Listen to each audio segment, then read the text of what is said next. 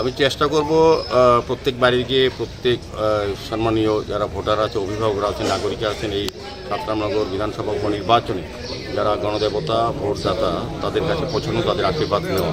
কিন্তু সময়টা খুব কম এবং বিভিন্ন কর্মসূচি থাকে।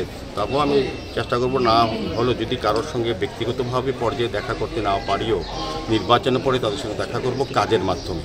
আমার দেখাটা হবে কাজ করার মাধ্যমে, সুবাদে ওই এলাকার, ওই মহল্লায়, ওই বিধানসভা অন্তর্গত সমস্ত জায়গায় যে কাজগুলি সিপিএম পরিচালিত বামফ্রন্ট সরকার বা পৌর নিগম তৎকালীন যারা দায়িত্বে ছিলেন, যারা কাজগুলি করেননি, আমাদের সরকার আসার 2018-তে আমাদের বিজেপি নেত্রী সরকার আসার পর আমাদের সাতরামনগর বিধানসভার যিনি প্রয়াত বিধায়ক জননেতা সুরজিৎ দত্তের মাধ্যমে অনেক উন্নয়ন হয়েছে। তারপরও যে কাজগুলি করা সম্ভব হয়নি বা সুরজিৎ দত্ত যে কাজগুলি করার জন্য চিন্তা ভাবনা করে গেছিলেন, ওনার যে চিন্তা ভাবনা অকাল প্রয়োজনে যেটা করতে পারেনি সেগুলি প্রায়োরিটি বেশি করব এবং সবার সঙ্গে আমি দেখা করব। নির্বাচনে এই সময়টা হয়তো সবার কাছে সরাসরি হয়তো ঘুরতে যেতে পারবো না, কিন্তু আমি বুথ মিটিং করবো, পদযাত্রা করব, সভা করব। আমাদের দলীয় তরফ থেকে, আমাদের সরকার তরফ থেকে রাজ্যের এবং দেশের উন্নয়নে মোদিজির পক্ষে আমরা ভোট চাইব এবং আমাদের যিনি প্রার্থী পশ্চিম ত্রিপুরা লোকসভা আসনে প্রাক্তন মুখ্যমন্ত্রী বিপ্লব কুমার দেবের পক্ষে আমরা ভোট চাইব। রামনগরবাসীরা আমাকে আশীর্বাদ করবেন। আমি নিজে প্রার্থী ছিল সাতরামনগর বিধানসভার উপনির্বাচনে,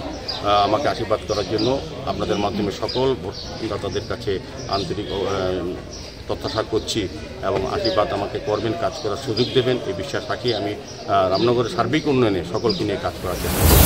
সকলের কাছে আমি যাব, সকলের আশীর্বাদ নেওয়ার